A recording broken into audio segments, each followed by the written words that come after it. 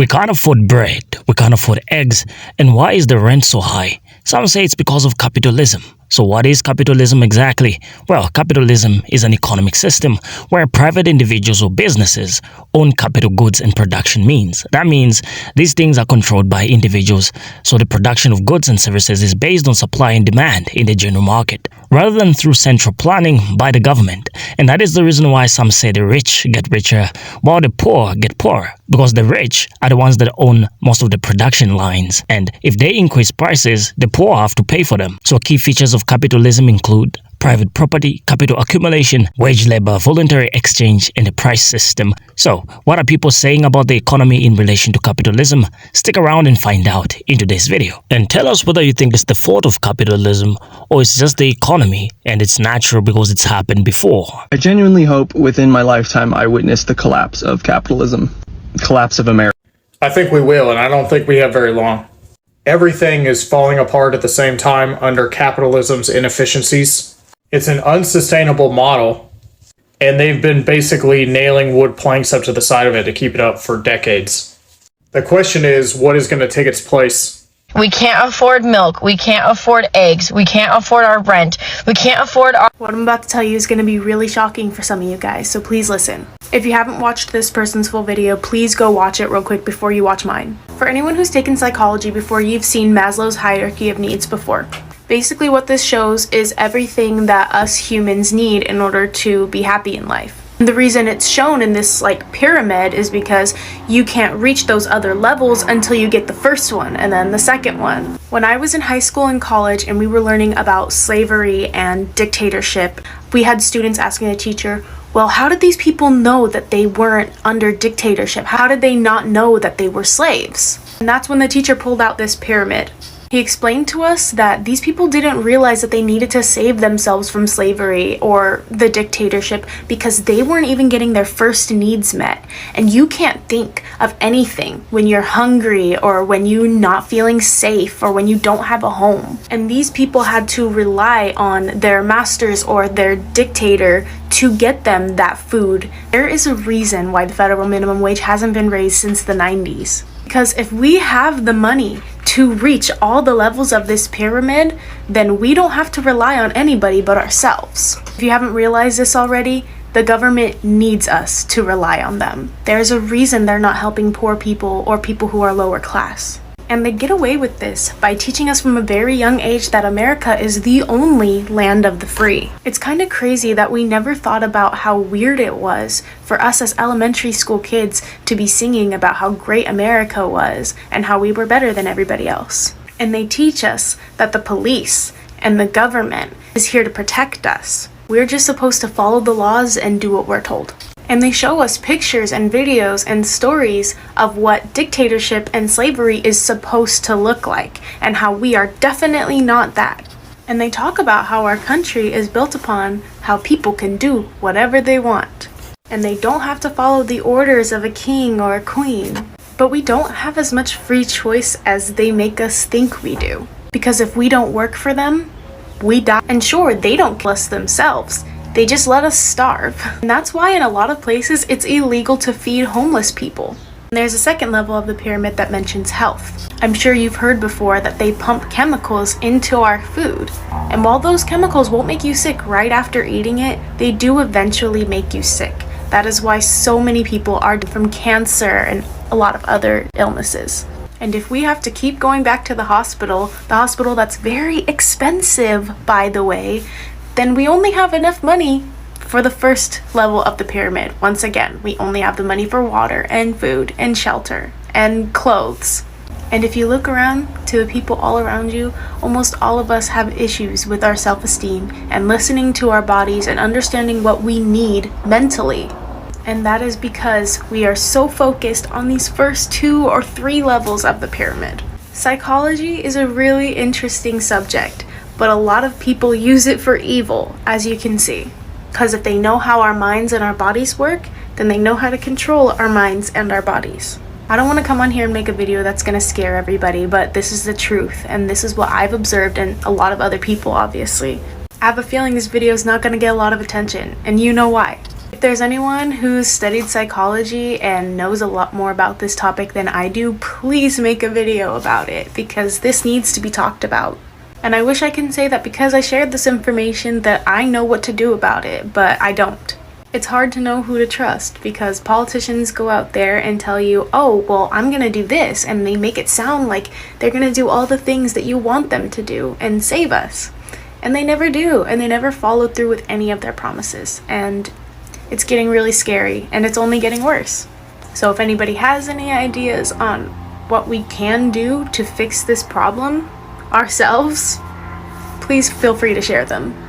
Hey, what stage of capitalism is this? This is the stage where they want you to panic, and after all, why shouldn't you panic? Cost of living is going up, wages are stagnant, and that doesn't even really matter because computers and robots are coming to take your job and steal your purpose as a productive cog in the great machine of consumer capitalist society. But wait, there's more. There's evil foreign empires growing in strength and hunger, yearning to devour you, to devour your data, to devour your freedom, to devour your very way of life. They don't want you to have comfort or luxury or Netflix binges or next day deliveries or PlayStation 5. But wait, there's more. Your neighbors are not to be trusted. They're not the same as you. They don't identify the way you identify. They have a different race or ethnicity or gender identity or political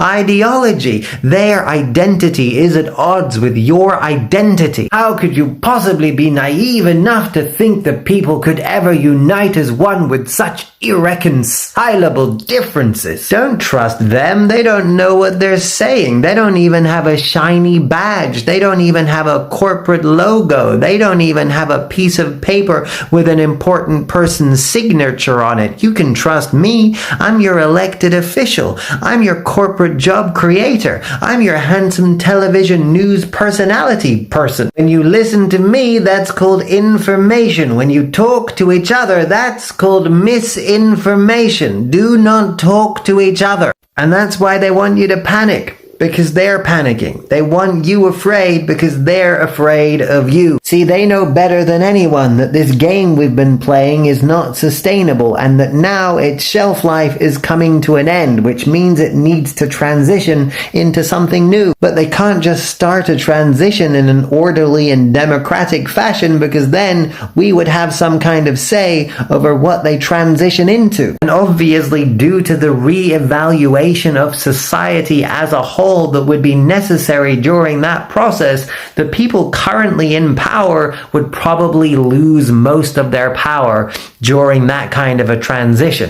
But don't listen to me. I'm just a crazy guy on the internet. Anyway, have a good day. Capitalism has done more to lift people out of poverty than any other system known to man, times 10. It's not even close.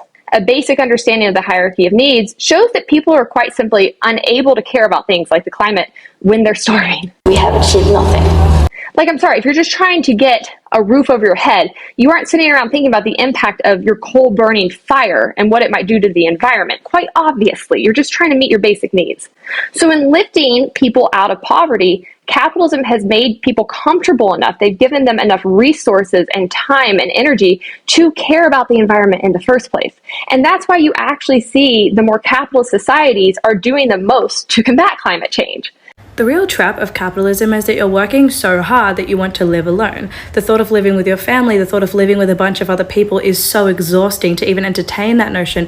You need your peace, you need your quiet, you need your isolation so that you can have your morning routine, your night routine. You don't want to cook with someone else talking to you in the kitchen. You don't have any energy left over. So to afford this lifestyle, you work more and more and more. And the more you work, the more isolation you crave. And therefore, the more expensive your requirements become. Whereas if you worked half the hours, you might have double the energy and be able to live with double the people and pay half the rent. You might find you no longer need such a rigorous morning and night routine. You no longer need so much peace, so much quiet, so much isolation, and you don't even need as much money. Obviously, this is such a simple way to view this. When I was working full-time, all I wanted was to live alone. Anyone speaking to me when I got home made me so frustrated because I was just so deeply burnt out. I always thought that my personal freedom lied in making more money, and while in one sense it does, In another sense, it also doesn't. I feel like a lot of people forget that capitalism wasn't supposed to be an end goal.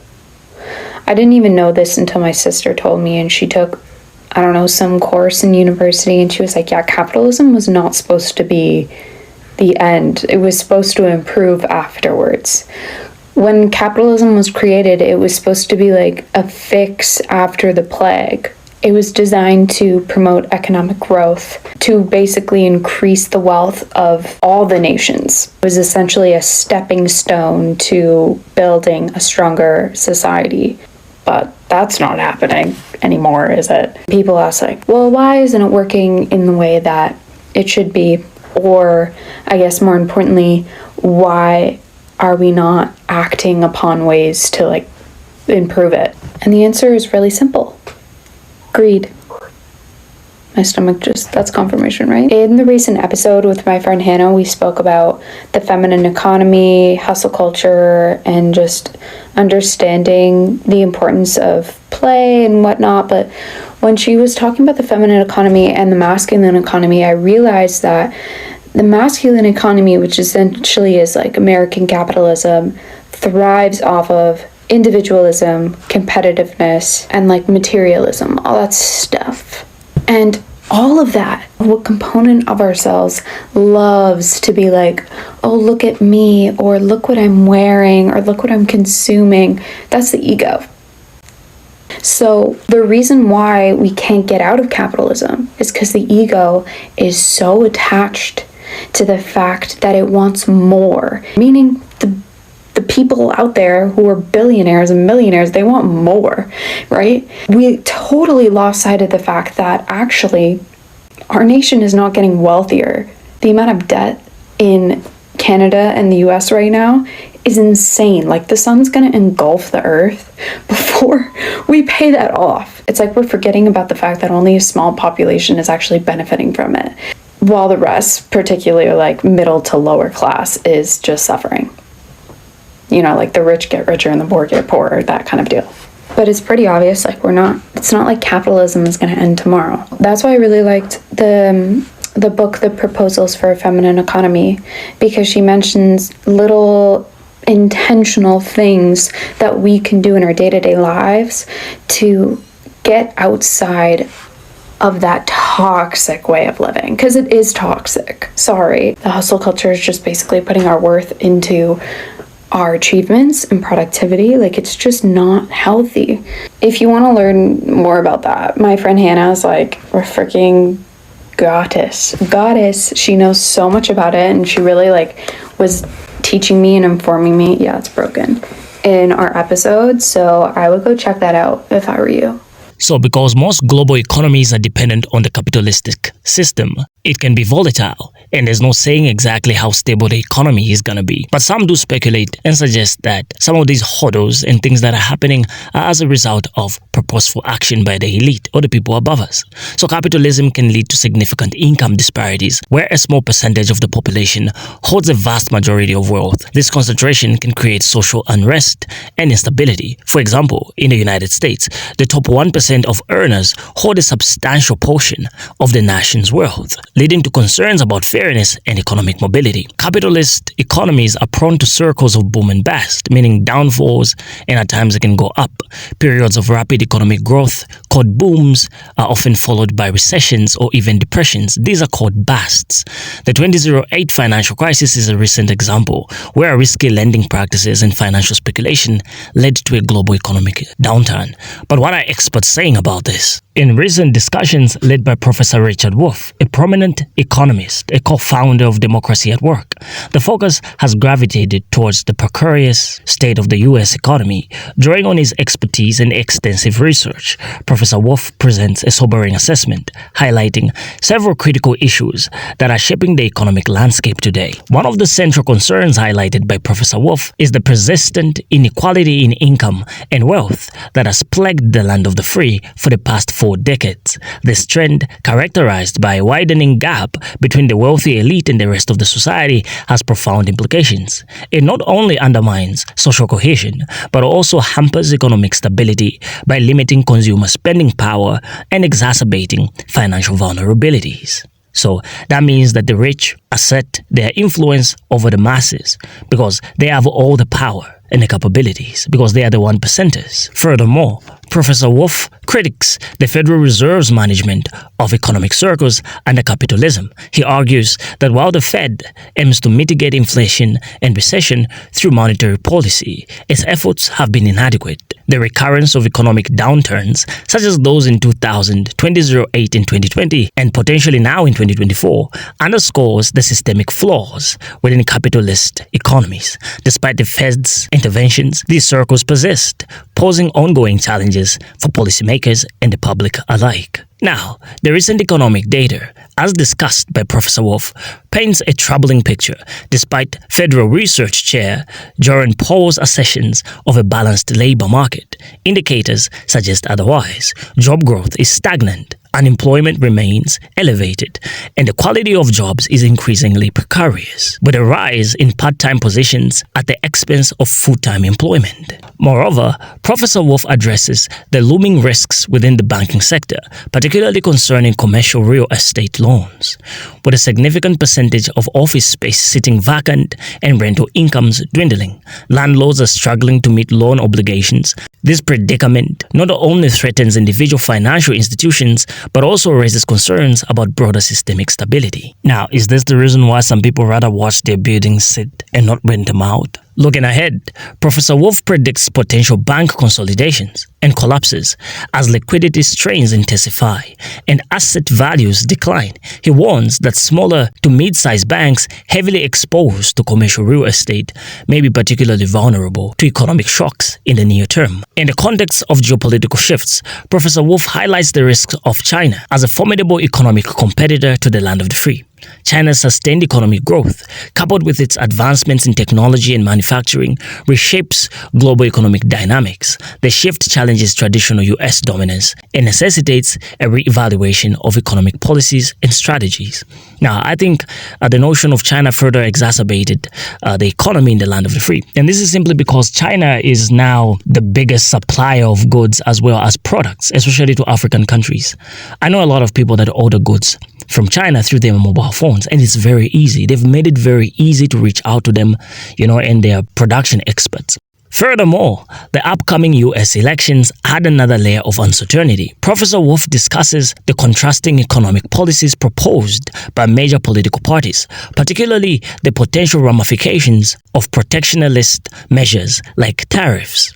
Such policies could disrupt global supply chains, increase inflationary pressures, and other international trade dynamics, thereby complicating economic forecasts. So some other features of capitalism, as we conclude, include property markets under capitalism are often influenced by speculative investments. Investors seeking high returns may drive up property prices beyond what local residents can afford, leading to housing affordability crisis in many urban areas. And that is the reason why people are complaining of rentals. In pursuit of economic growth, capitalist systems may have limited regulations on housing markets, allowing developers and landlords to charge higher rents or inflate property prices without adequate safeguards for affordable housing. Professor Richard Wolff's analysis offers a critical examination of the multifaceted challenges confronting the land of the free economy today, for income inequality and recurring economic downturns to banking sector vulnerabilities and geopolitical realignments. His insights